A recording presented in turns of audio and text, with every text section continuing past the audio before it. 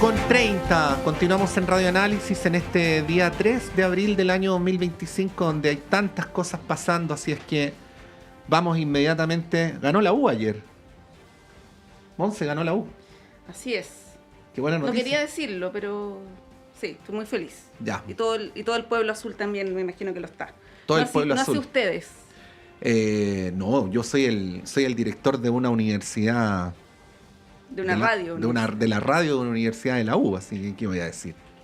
Me alegro mucho. Bienvenida, Montserrat Rolano. Muy buenos días. Ando con una blusa azul ahí también por lo para mismo, hacer ya. honor. Muy bien. Yo vine con chaqueta azul. Digamos que tendrá que ver con eso. Don Alejandro Olivares, investigador de la Universidad de Chile. Muchas gracias por estar acá.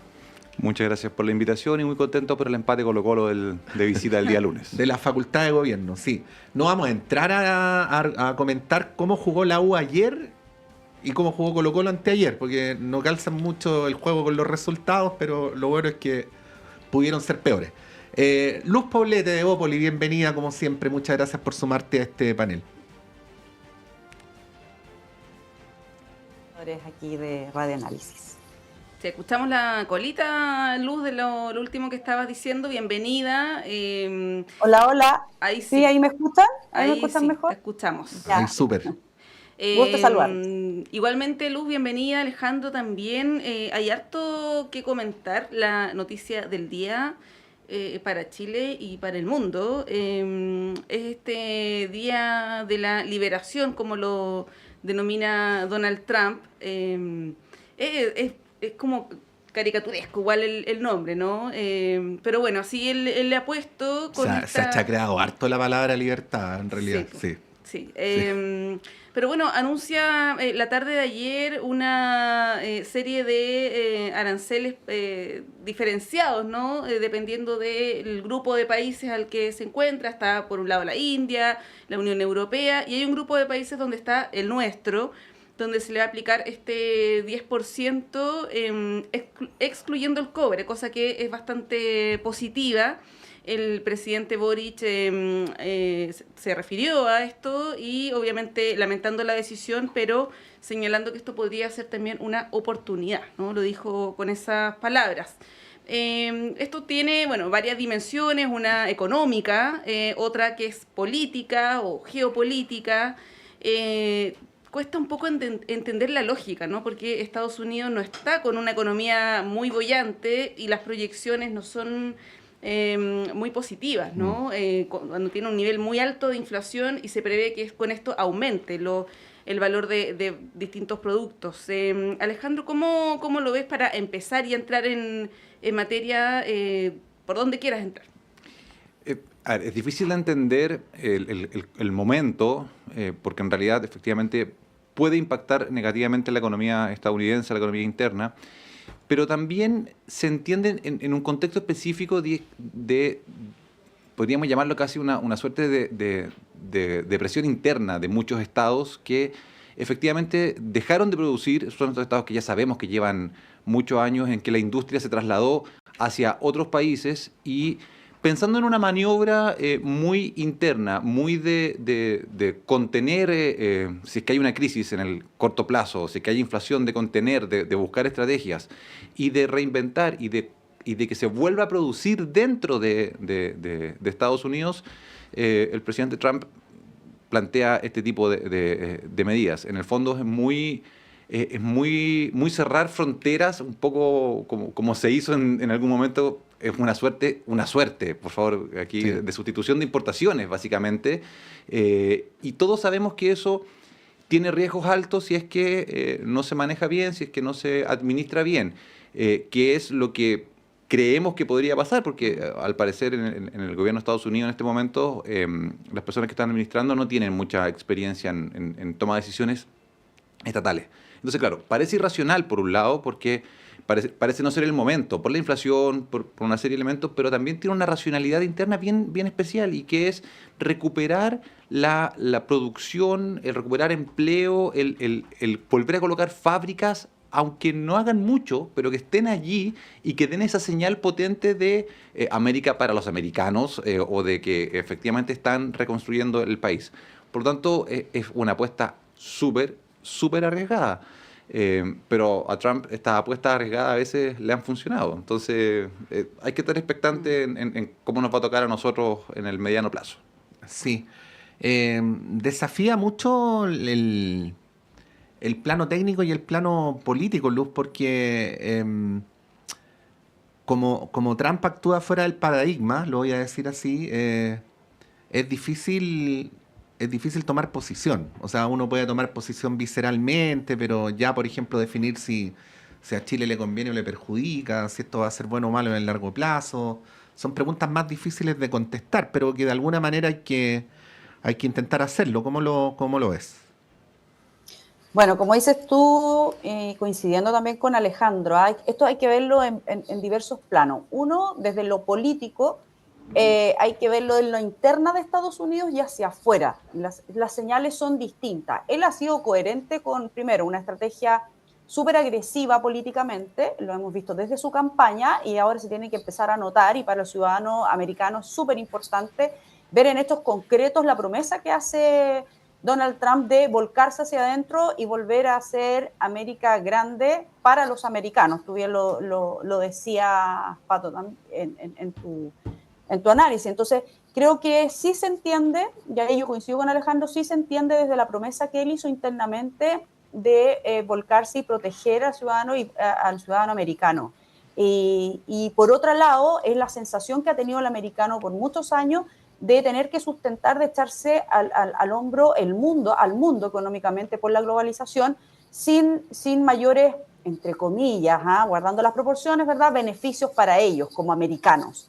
Y en eso yo creo que va a responder. Ahora, ¿qué pasa con Chile y el resto del mundo? Si es el momento o no. Sabemos que el mundo económicamente está en un periodo difícil. Y para todos uno ya ha venido escuchando, ¿no?, a los mismos expertos de que va a haber, que probablemente esto tenga un primer golpe de recesión, hasta que se reordene el naipe, digamos, y que se vuelvan a adaptar a estos aranceles que se pueden ir ajustando. Escuchamos tanto al presidente de la República, vamos a ir escuchando también a los especialistas chilenos, estoy pensando, en que, bueno, que haya excluido al cobre, habla para poder mirar el vaso medio lleno, es que ha tenido una consideración especial con Chile, sabe lo importante que es el cobre, que él no tiene suficiente para poder cubrir sus necesidades en Estados Unidos, que el 10% hay que ver los efectos, y en eso el ministro Marcel es serio, así que va a hacer los análisis correspondientes y los economistas también harán lo suyo para ver cómo va a impactar a la economía chilena, pero dentro de todo sienten que han sido los menos perjudicados, no se fue con todo. Otros hablan de que fue sorpresa para Chile que lo incluyera en el listado. Yo siento que no debería ser sorpresa. Trump no va a hacer una concesión especial con un socio económico mínimo, chiquitito, pequeño. No le va a hacer todo el daño, no le va a tirar toda la responsabilidad encima a Chile. Vamos a tener que ver con el tiempo cuál va a ser el impacto real económicamente, y por lo tanto, y con esto cierro, ¿verdad?, en lo social, que es como la otra arista, es cómo le va a repercutir obviamente a los precios de los productos, tanto hacia afuera, hacia adentro, y cómo eso al final, que es lo que más importa, porque uno lo tiene que vivir en el día a día, cómo te afecta en el bolsillo finalmente. Sí, ahora esto no es personal con Chile, o sea, Argentina también le aplicó un 10%, ¿no?, que es un gobierno donde hay, y El Salvador, exactamente, que tiene más afinidad política con el gobierno de Trump, por lo menos desde Argentina hacia Estados Unidos. Eso por un lado, ¿no? Ayer fueron criticados los dichos del presidente Boric hacia Trump, que lo cuestionaba, no recuerdo exactamente, hablaba como del emperador, algo así. Y bueno, se han hecho análisis respecto de eso, ¿no?, de un error de un Boric contra Trump. Yo la verdad me cuesta pensar que el presidente de Estados Unidos, sus asesores, están pendientes de lo que dice el presidente Boric, o que eso haya incidido o pueda incidir en una relación económica más tensa con nuestro país, ¿no? Eso por un lado, Alejandro, no sé cómo lo ves. Y segundo, me surge la duda, porque Chile tiene un tratado de libre comercio con Estados Unidos, ¿no? Donde una de las reglas es que hay arancel cero, ¿no? En muchos de los productos que se le va a poner un 10%, Y ahí la pregunta es, ¿Estados Unidos efectivamente puede hacer lo que quiera? Saltarse las normas, hay una Organización Mundial del Comercio, hay una institucionalidad que resguarda también, ¿no? Estos acuerdos previos. ¿Qué pasa con eso, no? Me surge la duda, porque ya Chile es de este porte, pero se está pasando por alto todos los tratados de libre comercio que tiene Estados Unidos. No sé si eso puede hacerlo efectivamente. Ahí, Monse, déjame agregar algo, ¿eh? No solo aranceles, sino también reglas del juego para los inversionistas. Y no lo digo en el aire, lo digo porque a propósito, Luz, Alejandro, de la reciente discusión sobre la reforma de pensiones, las compañías que son propietarias de AFP con capitales estadounidenses hicieron una declaración donde estaban estudiando demandar a Chile, Sí. invocando el TLC con Estados Unidos. Hay algunos economistas que dicen que no procede, pero al menos el tema se enunció. O sea, no estamos hablando solo de aranceles, sino también de reglas del juego, ¿no?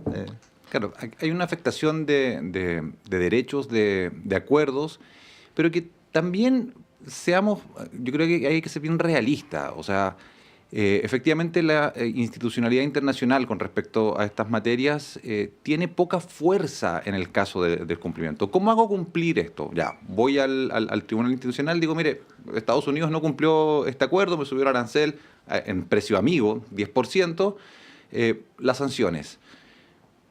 ¿Cómo hacemos cumplir efectivamente las controversias? Y este es el problema del multilateralismo, y aquí los internacionalistas podrán hablar un poquitito más del tema y tienen más certeza. Es difícil hacer cumplir cuando no le importa a la otra parte.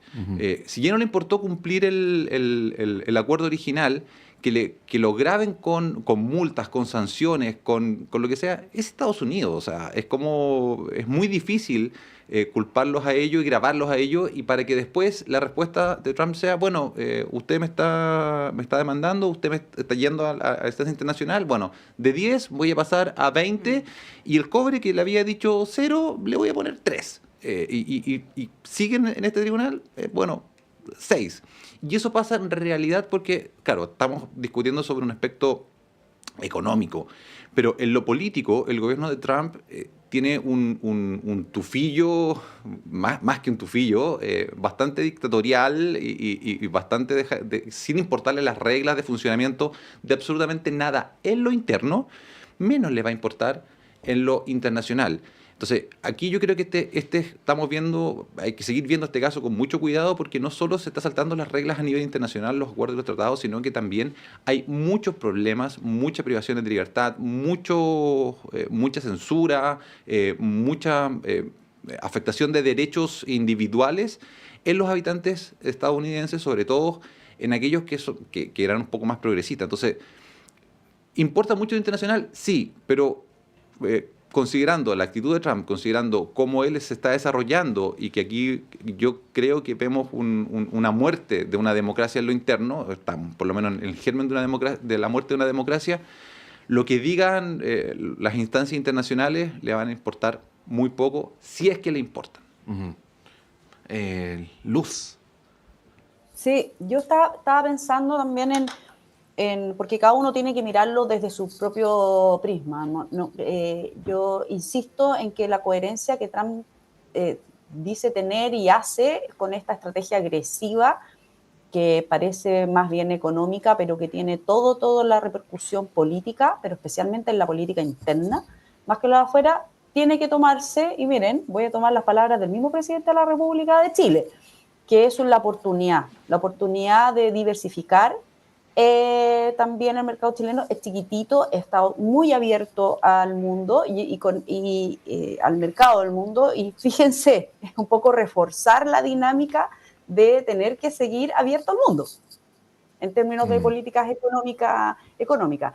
Creo que justo coincide, además, que es una señal potente, con la visita del presidente de Chile a la India, y con eso también tener que reforzar los lazos económicos con la India, que sabemos es puede ser un tremendo aliado económico para Chile. Y por otro lado, uno puede decir, mira, qué loco que Trump haga esta estrategia agresiva en términos de los aranceles, subiéndole los aranceles al resto del mundo para protegerse internamente, porque yo creo que esto también potencia y refuerza el rol de China en todo el resto del mundo.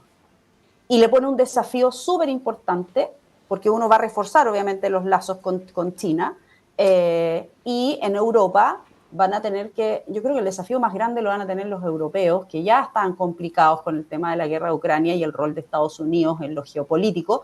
Imagínense ahora en lo económico. Yo creo que ahí la discusión va a ser bien profunda respecto del rol de Europa en todas las aristas de la política, de lo económico y de la relación con el resto del mundo. Sí, muy importante lo que diga China, efectivamente, la Unión Europea.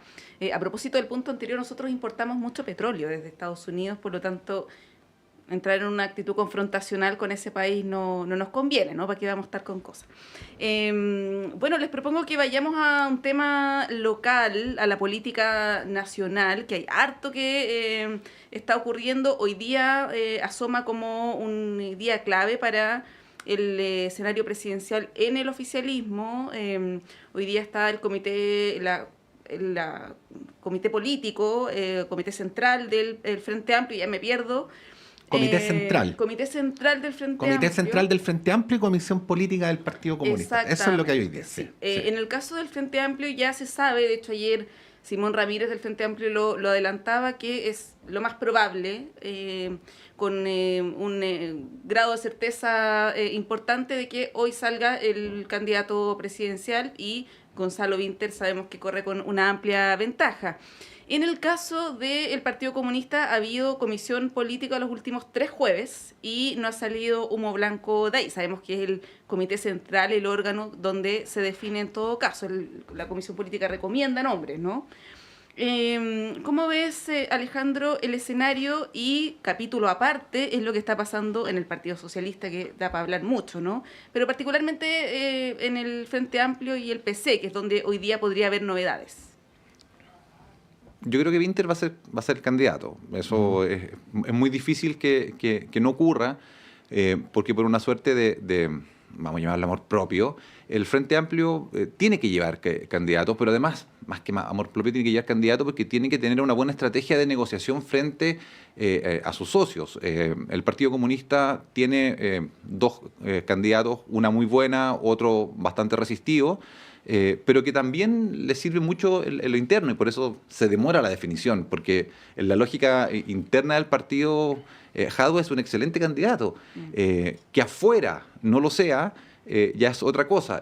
Y no necesariamente la estrategia del Partido Comunista puede ser salir a ganar, porque sabe que es difícil ganar, pero sí puede ser afianzar votos, construir una buena plantilla parlamentaria. Entonces, yo creo que hoy día el Frente Amplio está en esta definición, primero, de poder tener un candidato, que eso le sirva como una buena base para negociar y para construir una plantilla parlamentaria. No creo que sea una sola lista, pero idealmente una sola lista, con toda la oposición, o sea, con toda la oposición, perdón, ya estoy asumiendo derrota a futuro, con todo el oficialismo, cosa de que puede aprovechar también que la derecha está en un momento difícil y que la extrema derecha no quiere acuerdos, no quiere negociar, o le está costando mucho negociar, y que por tanto puede que vayan en 2 o 3 listas parlamentarias. Si eso pasa, desde el oficialismo tienen la oportunidad para ir en una,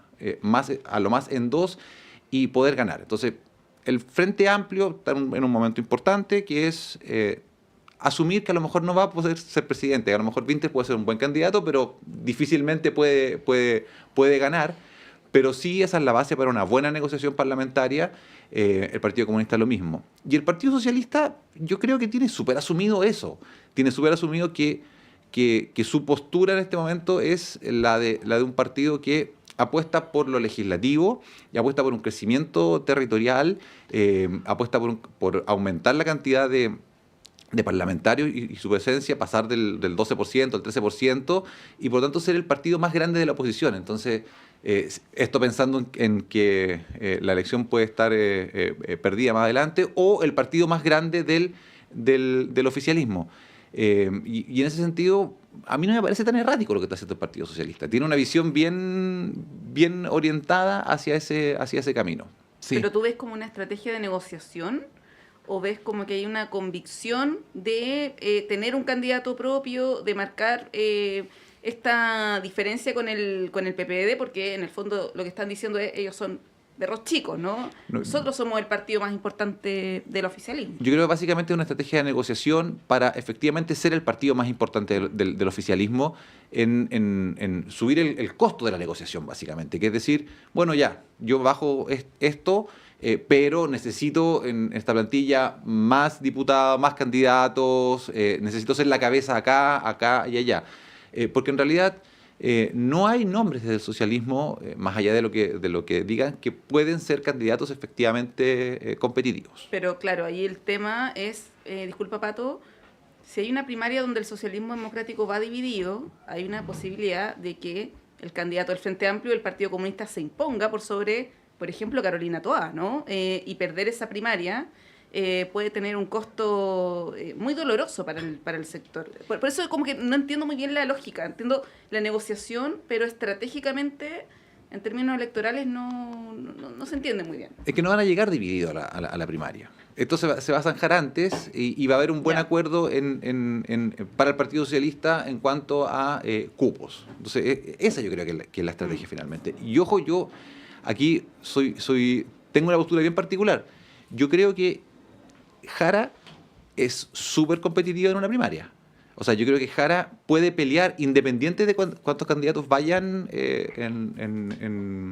internamente, Jara puede pelear una candidatura presidencial y ganarle una primaria a Toá. Sospecho que puede ser más del gusto de las bases del Frente Amplio que de Toá. Sí, Luz, aquí hemos entrevistado a hartos comunistas, socialistas del Frente Amplio. Y todos dicen que no es una debilidad, sino una fortaleza el hecho de que se estén tomando todo el tiempo del mundo para elegir. Igual a mí me llama la atención que los tres partidos más grandes de la coalición no tengan un candidato nítido o candidata nítida, y que la abanderada natural venga de un partido que, lo digo con mucho respeto, de verdad esto es sin mala onda, pero que parece en vías de extinción, ¿no? O sea, un partido que lo más fuerte que tiene ahora es su bancada de senadores, pero casi todos ellos terminan periodo y no se vislumbra que puedan retener los escaños.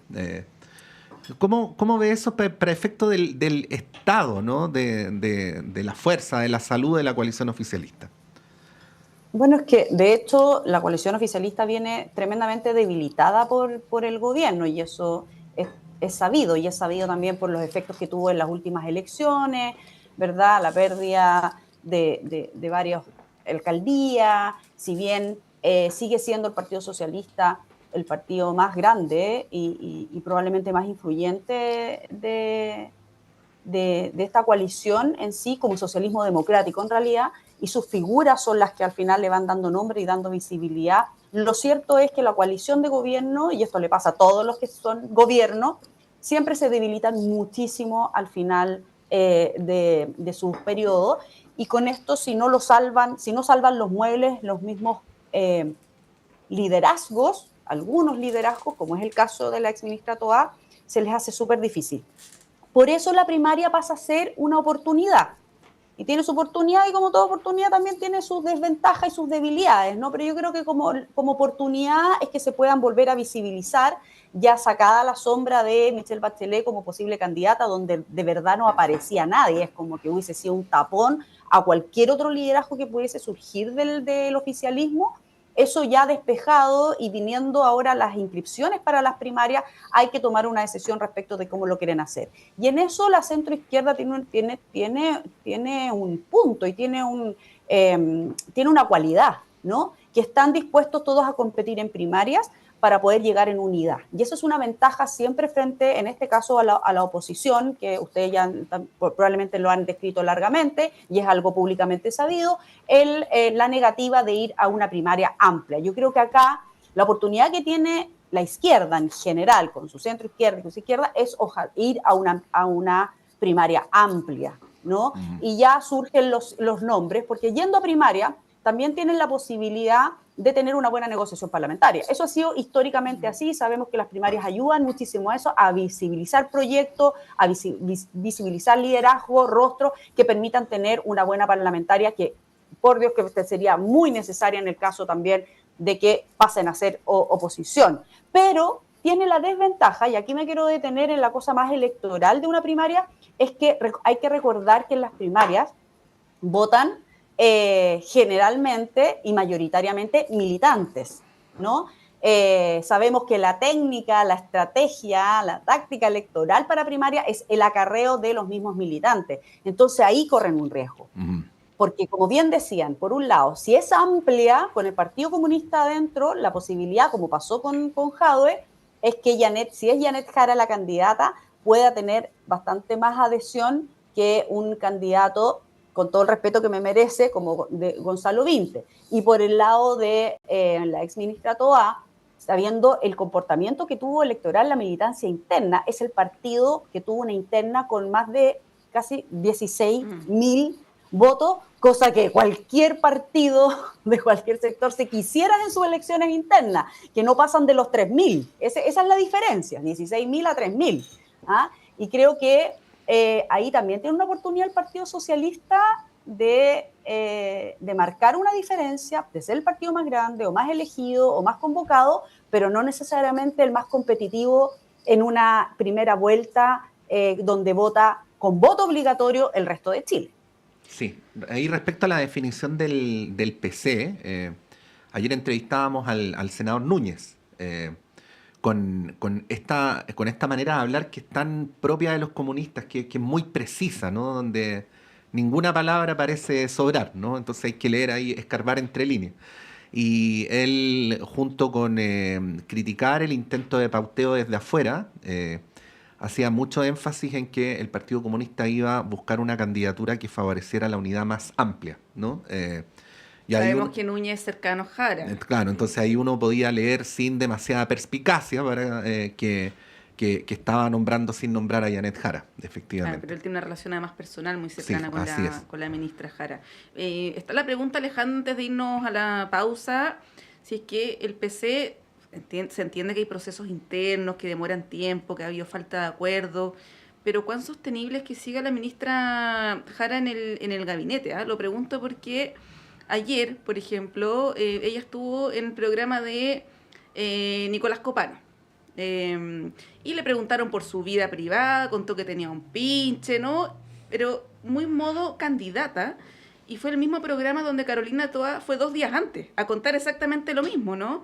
Entonces, claro, la diferencia es que Jara es ministra, no es candidata, ¿no? Ahí, y esto ha generado molestia evidentemente en otros sectores del oficialismo. ¿Cómo ves tú ahí la demora? Porque lo que te dicen en el PC es, nos vamos a tomar todo el tiempo que queramos, que lo necesitemos, se habla de aquí a un par de semanas más, pero los tiempos del partido no necesariamente son los tiempos del gobierno, de la opinión pública. ¿Cómo lo ves? Voy a ser bien duro en este análisis. No tiene apuro, objetivamente. Mientras, o sea, esto es bien pragmático, creo yo. ¿Cuál es el apuro? Si ella deja el gabinete, parte de lo que ocurre es que pierde gran parte de la prensa que puede llegar a tener por el hecho de que estamos especulando. ¿Va a ser candidata? No va a ser candidata. ¿Va a cortar cinta? No va a cortar cinta. ¿Va para allá? No va para allá. Entonces, mientras no se defina, no hay una definición clara, esto le conviene a su eventual candidatura. Y le conviene bastante. Entonces, si yo soy súper frío para hacer el cálculo, yo digo, bueno, lo postergamos lo más que se pueda. Mientras tanto, esto se mantiene en este limbo, que la única persona que gana en este limbo es la candidatura de Jara. Entonces, desde esa perspectiva, yo no veo el apuro en que ella salga del gabinete. Ahora, desde la otra perspectiva, que es del funcionamiento interno del ministerio, de la agenda del gobierno y una serie de otros elementos, bueno, tendría que salir lo antes posible para que efectivamente se despeje aquello y el gobierno pueda enfrentar su último año con una persona a cargo de ese ministerio, preocupado de la gestión interna, preocupado del funcionamiento. ¿Qué es más importante? Políticamente para la coalición, para el partido o para el gobierno, es una decisión difícil de sopesar. Pero yo tengo la impresión de que muchos de los asesores del presidente, o quizás el mismo presidente, puede que esté pensando que le conviene todavía un poquitito más, alargar esto, y que al final del mes tengamos 2 exministras candidatas presidenciales. Tan mal gobierno no tiene que haber sido si salen de allí 2 candidatas presidenciales. Y esa es una lectura que también puede ser interesante de desarrollar. Sí, bueno, y el Ministerio del Trabajo ya hizo su pega también, o sea, lo que le queda en los meses de agenda, a propósito de que hoy día hay paro de la CUT, ¿no? Si es que el gobierno quisiera avanzar en el salario vital, podría ser una opción, lo de la negociación ramal, más allá de que yo creo que Chile debería avanzar en esa dirección, es lo que yo pienso, legislativamente es bien inviable, dada la actual composición del Parlamento. Entonces, tampoco es que en el último año, donde en general además los gobiernos pierden relevancia, el Ministerio del Trabajo se vea que pueda tener un espacio para jugar un rol crucial. Así es. Claro, la reforma de pensión es la gran guagua del Ministerio del Trabajo y ahora lo que está haciendo la ministra Jara es más bien informar sobre el tema. Y Lu, no sé si quieres agregar algo antes de irnos a la pausa, ¿no? Sobre la ministra Jara particularmente. No, creo que así como decía Patricio, que el Partido Comunista, en realidad sus militantes y sus dirigentes son pero estratégicos y no se salen de la coma, yo creo que estirar el chicle de tener a la ministra Jara en el gobierno es brillante. ¿Por qué? Porque efectivamente más mantiene la expectativa, pues, Sí. al final todo el mundo está hablando de eso, hasta que no sean las inscripciones de las primarias propiamente tal, la verdad es que esto es algo que nos compete a nosotros, que estamos mirando todo ese detalle, pero para la ciudadanía que ve desde el matinal hasta las noticias y que se informa por algún lado, tiene que ver a los personajes del gobierno que mejor lo hacen y que le dan visibilidad para una futura candidatura. Entonces, en realidad el apuro, la presión es simplemente las fechas de inscripción de elecciones, pero más que eso, el resto es una presión mediática que ellos yo creo que están estirando el elástico, el chicle en realidad, para poder darle toda la visibilidad posible y que todo gire. Fíjense, poco y nada se habla de la candidata Toá, estamos más preocupados de lo que va a hacer el Partido Socialista por su peso que tiene dentro del oficialismo y por otro lado lo que va a hacer el Partido Comunista en relación a su candidatura presidencial. Sí. No menor. Bueno, harto para seguir conversando. Insistimos a propósito de la noticia que dábamos hace poquito rato, a las 3:30, ahí en Vicuña Maquena, ahí a la entrada, cerca de mi casa, es la Comisión Política del Partido Comunista, ¿no? Y a las 7 de la tarde es el Comité Central del Frente Amplio. En el primer caso, no es evidente que se vaya a hacer una definición, pero al menos se dijo que se iba a discutir. En el segundo, sí, como decíamos, vamos a tener... no es que tengamos capacidad de predecir el futuro, ¿no? Pero sí podemos decir de antemano que hoy día se proclama Winter. De hecho, Monse, podríamos instruir, redactar la noticia desde ya, ¿no? Ya es cierta hora pegar la foto y publicar, solo eso. Vamos a un breve alto y a la vuelta continuamos con más temas de conversación en esta mañana de día jueves.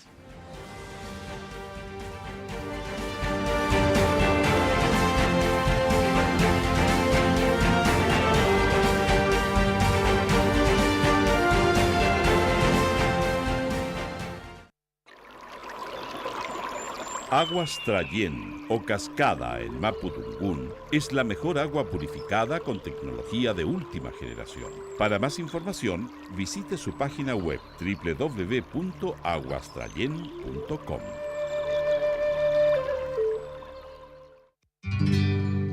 Descubre el fascinante mundo del patrimonio cultural chileno en Chile, su tierra y su gente.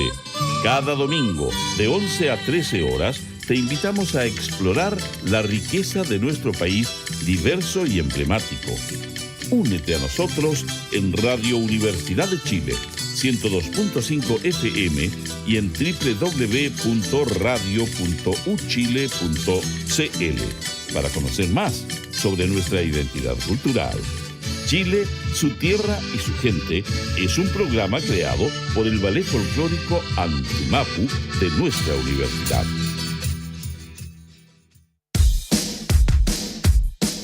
Hola, soy Hernán Zúñiga y los quiero invitar para que escuchen el Zócalo Nacional desde el 21 de marzo de 1999, luchando por la defensa y difusión de la producción musical de nuestro país. La cita es para los días jueves y viernes a partir de las 21 horas acá en Radio Universidad de Chile. Puede escuchar a través del 102.5 o en radio.chile.cl. Un abrazo de Cordillera. Sala Máster de Radio Universidad de Chile les invita el viernes 25 de abril a las 19:30 horas a una noche memorable junto a diferentes referentes de nuestra música nacional en un concierto denominado Canto Nuevo, un encuentro de músicos chilenos. Nos acompañarán esa noche Schwenke y Nilo, Patricio Liberona, Francisco Villa, Diego Díaz, quien homenajeará al cubano Silvio Rodríguez, y Rodrigo Núñez, acompañado del músico Mario Feito al piano. Viernes 25 de abril, 19:30 horas. Entradas disponibles en Portal Tickets. Más información en www.salamaster.cl.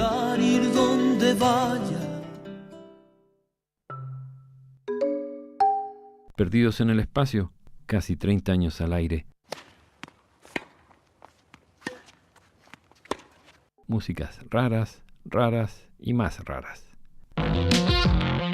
Instagram, @Perdidos en el Espacio 2003. Lunes, 22 horas.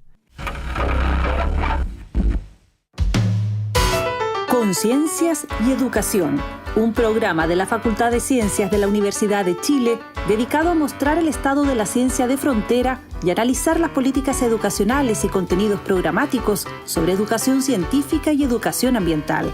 Hola amigas y amigos, soy Raúl Morales Segura, decano de la Facultad de Ciencias de la Universidad de Chile y deseo invitarles a acompañarnos en nuestro programa Conciencias y Educación cada viernes a las 12 horas en Radio Universidad de Chile. Conciencias y Educación, un programa para una ciudadanía más demandada en los avances científicos, tecnológicos y ambientales, en el 102.5 FM y radio.uchile.cl.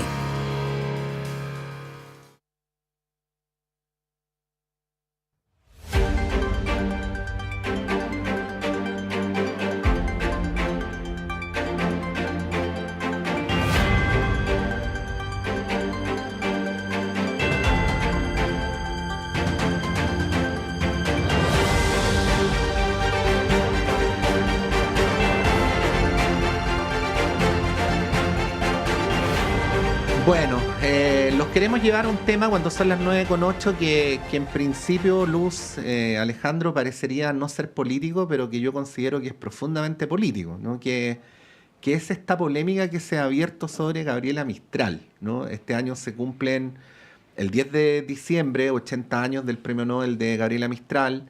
Es una de las figuras más relevantes de nuestra cultura nacional. Y también es un caso súper emblemático de que probablemente en el caso de ella sea más posible respecto a su complejidad, ¿no? Pero de cómo desde el presente se puede tratar de echar mano a figuras del pasado para los propios imaginarios culturales, políticos, sociales. Digo esto para hacer una rápida semblanza, Luz, Alejandro, porque, por ejemplo, en dictadura se hablaba mucho de un blanqueo de Gabriela Mistral, de transformarla en una señora inofensiva, al mismo tiempo que se le daba el billete de 5.000 pesos y se decía que era en el fondo para construirle un alter ego a Pablo Neruda, ¿no? Y ahora aparece esta polémica, que es una no polémica en principio, porque ya está claramente establecido, pienso yo, que en ninguna parte apareció una cosa así como de un énfasis prioritario al tema del lesbianismo, pero que instala la idea, ¿no? sobre Gabriela Mistral, sobre los imaginarios, en un año además donde, al ser un año presidencial, los temas llamados valóricos o mal llamados valóricos van a jugar una parte muy importante de la disputa presidencial. Si me permites decirlo, Luz, y te doy la palabra al tiro, por ejemplo, es probablemente lo que más aleja este tipo de temas, ¿no? A Evópoli de los republicanos o de los nacional libertarios. Bueno, ¿Cómo ves esta polémica respecto a esta Gabriela Mistral que es tan maravillosamente compleja? Además, aprovecho de decir que es una muy buena oportunidad para volver a leerla. A leerla, exactamente. Mira, yo creo que si se llega a transformar en polémica es porque de verdad somos bien miopes, digamos, culturalmente y políticamente, si es que tuviese una arista de esa naturaleza. La verdad es que a mí me pasa con la figura de Gabriela Mistral, que solo debiéramos sentir orgullo tremendo de tener un premio Nobel y de que sea una mujer y de en su complejidad, porque como mujer es digna de que analizar su historia, su pensamiento, solo enriquece a una sociedad y a una cultura el tener personajes y personas que de la trayectoria de Gabriela Mistral. Creo que solo merece su reconocimiento y poder indagar qué tipo de influencias pudo haber tenido culturalmente, y cuando digo culturalmente me refiero a toda la dimensión cultural, no solamente su gran poesía, ¿no? Sus grandes escritos, sino que lo que hay detrás de eso para haber enfrentado una sociedad. Imagínense en los años en que ella gana el premio Nobel, en que ella es poetisa, cómo ella irrumpe como mujer en toda su plenitud en este ámbito y en una sociedad que hasta hace muy poquito, y probablemente tenga todavía mucho de eso, es tremendamente machista. Entonces, creo que solo se le puede analizar en su grandiosidad y en su aporte a la sociedad chilena, y poco y nada hay que pescar lo que intenten polemizar a propósito de su propia historia de vida, o su historia personal, o su historia íntima. Esa debiéramos también como gozarla en su complejidad y en los tiempos en que corrió. Entonces, yo lejos de eso la encuentro fascinante, y si se arma polémica desde lo negativo, yo solo trataría de minimizarlo y como totalmente dejarlo fuera de una discusión que es mucho más rica, mucho más compleja y de tremendo orgullo nacional. Sí, ¿puedo comentar algo cortito, Monse? Una cosa muy, muy como de lectora. Yo me leí y me encantó el libro de Doris Vida Mía, Las cartas de Gabriela Mistral. Yo lo comentaba, de hecho, en privado con algunos expertas en la obra de Gabriela y les preguntaba si era muy irrespetuosa mi percepción y me decían que no, que ahí aparecía una Gabriela Mistral. Figúrense lo siguiente, Gabriela Mistral era una señora mayor cuando empieza su relación con esta chica estadounidense y aparece una Gabriela Mistral, voy a decirlo así como lo sentía, súper tóxica para sus relaciones, ¿ah? Manipuladora. Entonces le decía yo que soy vieja y india y tú que eres joven, rubia y linda, y te echo de menos y te pago para que te vengas en barco, una cosa bien, bien tóxica, ¿no? Y que complejiza la figura de Gabriela y que también la desmitifica y que también le da otra vuelta a esta persona que de repente aparece erigida en estatua también. O sea, cuando uno va a Montepatria, ¿no? Y ve ahí la estatua de Gabriela Mistral, como que alguien perfecto, ¿no? Esa imperfección también de su vida que aparece en este libro es una cuestión bien, bien interesante, y por eso digo yo que no se debería soslayar. Bueno, ayer, Alejandro, la ministra de la Mujer salió a aclarar de alguna manera con un video difundido en redes sociales esta polémica que le atribuía a ella justamente haber planteado el tema de relevar su lesbianismo, ¿no? Ella plantea que en ningún momento eso estuvo sobre la mesa o estaba planificado de esa manera, pero se instala el tema, ¿no? ¿Cómo lo ves? Porque está lo que dice Pato, la vida privada de los artistas siempre es complicado, ¿no? Tenemos el caso de Neruda, y bueno, hay un debate que es interesante respecto de eso, ¿no? Si es realmente relevante. ¿Cómo lo ves tú? O sea, separar la obra del artista, básicamente sí, ese eterno debate. Pero yo creo que esta es una linda oportunidad. Es una linda oportunidad para tener varios planos de debate. Si podemos discutir y podemos conversar en varios niveles sin quitar la grandeza de la persona.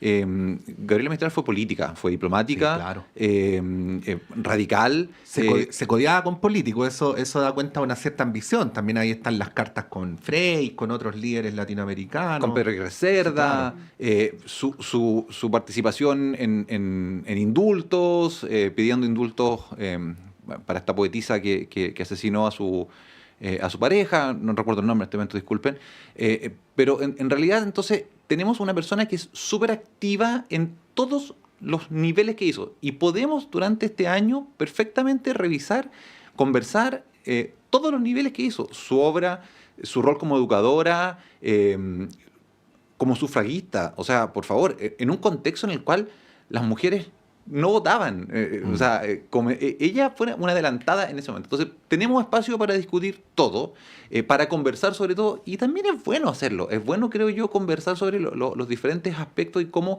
influyen en la creación de algo que es súper importante, que es lo chileno. O sea, nosotros somos una sociedad que se ha ido construyendo con base a diferentes negaciones y no discusiones. Suena súper extraño, pero hay cosas que no discutimos. No discutimos, comillas, la pacificación de la Araucanía. No lo discutimos, lo olvidamos. Cuando llega el momento, nos espantamos porque hay conflictos. No discutimos sobre la vida privada de Neruda. Cuando quisimos colocarle el nombre al aeropuerto, como que algo pasó. No conversamos sobre la vida privada, aunque esté publicado el libro, además, de una poetisa como Gabriela.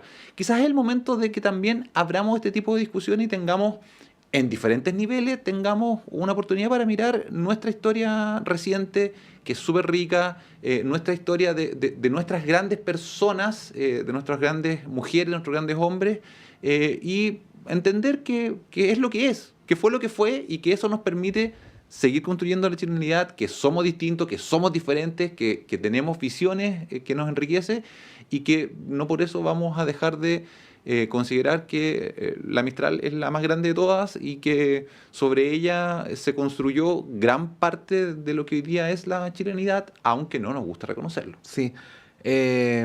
Bueno, entiendo que estando todos de acuerdo en que, bueno, es que es muy obvio esto, pero lo digo solo por el tono un poco absurdo que adquirió la discusión, que no se, estando todos de acuerdo, entiendo en esta mesa que no podemos reducir a Gabriela Mistral a su sexualidad, o sea, a nadie. Es muy absurdo, a nadie a su sexualidad.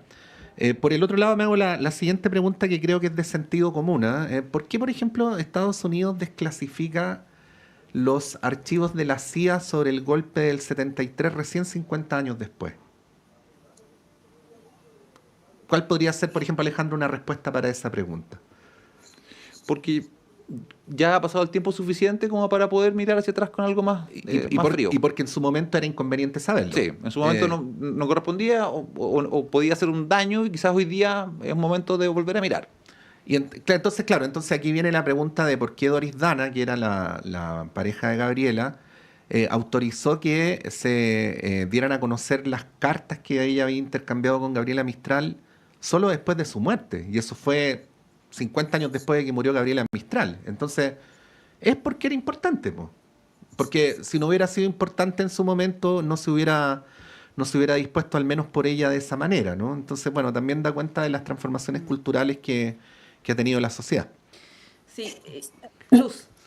Sí, estaba pensando, porque un poco uno viene acá a estos programas a hablar un poco política, la contingencia, y quería, mientras lo escuchaba, masticar un poquito más lo que... Se nos quedó... Congelada la Luz. Puta, justo cuando estaba ahí con todo el entusiasmo para comentar, vamos a tratar de retomar el contacto con Luz Poblete. Pero bueno, es un tema que es interesante debatir, como dice Alejandro, que da la oportunidad para tener esta discusión a nivel país, ¿no? Con una figura tan importante como Gabriela Mistral. No reducirla, pero claro, tampoco generar una caricatura, ¿no? Porque, por ejemplo, en redes sociales se dio harto este debate de si era conveniente o no hablar de su orientación sexual, y había personas desde el mundo de las diversidades sexuales que tenían distintas opiniones entre sí, ¿no? Creo que es un debate que es interesante dar de todas maneras. Que hay que discutir en la complejidad de lo que somos, de lo que son nuestras grandes personas, y que discutamos en un nivel, en un aspecto sobre cómo ella era disruptiva para la época. no genera nada, no va a ser, o sea, no genera nada negativo, no va a ser que ella sea menos Nobel. Al contrario, puede que crezca en su figura. Entonces yo creo que este es un espacio, un momento en el cual podemos tener una discusión sobre su obra, una discusión sobre su impacto, una discusión sobre su vida privada, y todo conversa bien, porque en realidad podemos hacerlo, hay espacio para todo. Sí. Bueno, por algo es que se conocía desde hace mucho antes las cartas con Elena Caffarena, con Frey, con los políticos, y no se conocían las de Doris Dana, por algo, ¿no? Bueno, vamos a retomar con Luz cuando pueda volver, porque ¿está Luz? Está en el teléfono, Ah, ¿no? Luz, teníamos muchas ganas de escuchar tu reflexión sobre este tema. Me cayó internet, pero absolutamente. Aquí estoy en negro. Me Ya, fui a negro. pero no eres como esos dirigentes políticos que se les cae internet y se esconden, ¿no? Claro. No, aquí llamaste al tiro. Aquí me llamaron raudamente. Muy bien. No, es que encuentro muy interesante el poder entender, y a uno además en la formación y de formación profesional como psicóloga, imagínense lo que es entender una obra que fue premiada pero el mayor de los galardones, como es el Nobel, en literatura, en poesía. Qué más fascinante de poder entenderlo desde su mundo interno, ¿no? Desde sus mismas relaciones más íntimas, más, tú decías tóxicas, por otro lado más desaforadas o más apasionadas, o es como la naturaleza viva de cuando uno está en pareja, ¿no? Porque cuando uno es madre o es profesor o es un profesional, incluso siendo un político, son como roles, pero en el rol, en el ser en pareja, uno es lejos el momento más natural, eres solo ser humano, eres solo pasión, eres solo hacia afuera, con buenas o malas decisiones, con relaciones que funcionan o no funcionan, pero creo que permita a los 80 años, imagínate, de poder conmemorar este premio maravilloso que nos regala una Gabriela Mistral desde su mundo interno. Creo que, como decía Alejandro, es un buen momento para reflexionar cómo conecta todo eso y entender su obra también desde sus propias vivencias personales nomás y las más íntimas. Yo siempre siento que eso es un regalo para poder entender mejor nuestra propia cultura y sobre todo la obra de ella. Sí, me viene a la mente con la reflexión que hace Luz el caso de Violeta Parra, ¿no? Que era intensa, apasionada, también tenía esta manera de vivir sus relaciones personales de manera tóxica, si se le quiere. Sí. Y eso evidentemente que se relaciona directamente con su obra, ¿no? Por lo tanto, no se puede separar una cosa de la otra. Sí, bueno, a mí me ha tocado hablar con gente que conoció a Violeta Parra, ¿no? Y que en privado me dicen, pucha, que era jodida la vieja, ¿no? Y lo digo con N respeto, ¿no? Pero es que los seres humanos son así, pues. O sea, incluso nuestros grandes artistas, y es de una sociedad madura también asumirlos de esa manera. O sea, es una muestra de poca madurez también idealizar a nuestras grandes personalidades, porque en su vida fueron imperfectos como todo el mundo. Oye, nos quedan muy poquitos minutos y quizá un poco desordenado lo que les voy a plantear, pero quiero aprovechar la presencia de Luz, porque estos últimos días ha estado la discusión sobre la figura de Johannes Kaiser, las noticias falsas, el tema de estas teorías conspiranoides, antivacunas, en fin, y cómo se comporta la derecha tradicional, la derecha democrática, como no lo quiera denominar, frente a esto, ¿no? Yo ayer comentaba las declaraciones del diputado Alessandri respecto de un gabinete donde uno de sus miembros pueda ser Johannes Kaiser. Él dijo que le gustaría esa posibilidad. Ayer le preguntaron al presidente de Evópoli sobre esto y él dijo, me dolería la guata, ¿no? Ahí, Alejandro, ¿cómo ves eso, no? Porque se ha hablado harto del cerco sanitario, que no está claro si es que en Chile está ocurriendo. Hay bastantes coqueteos también en ese mundo. Hay parlamentarios que pasan de la UDI a Nacional Libertario, a Republicano, ¿no? ¿Cómo ves tú la relación ahí entre las derechas con una figura tan, no sé qué calificativo ponerle, ¿no? Extravagante como Johannes Kaiser? Yo creo que la derecha la hace muy mal. El tener una figura como Kaiser con tanto liderazgo, y la hace muy mal porque en realidad la tentación de electoralista para muchos es fácil, es sumarse a ese mundo, a la verdadera derecha o a ese sector y ganar votos. Lo difícil es ser una derecha, como ha sido la derecha chilena, parte importante de la derecha chilena, democrática, institucional, que cree en la libertad, en la libertad no entendida como la entiende este caballero, de hacer cualquier cosa o decir cualquier barbaridad.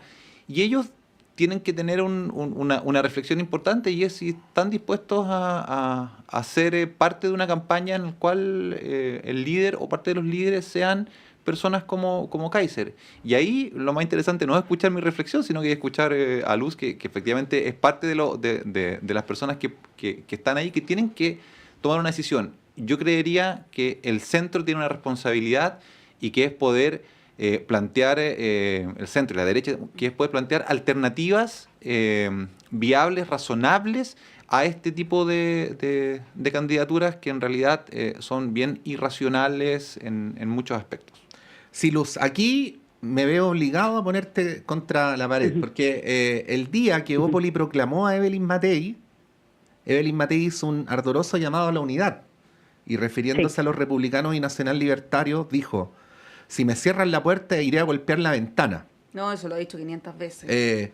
Entonces ahora yo te pregunto, a esa gente, si les cierran la puerta, irán a golpearles la ventana. ¿Cómo ves ese desafío?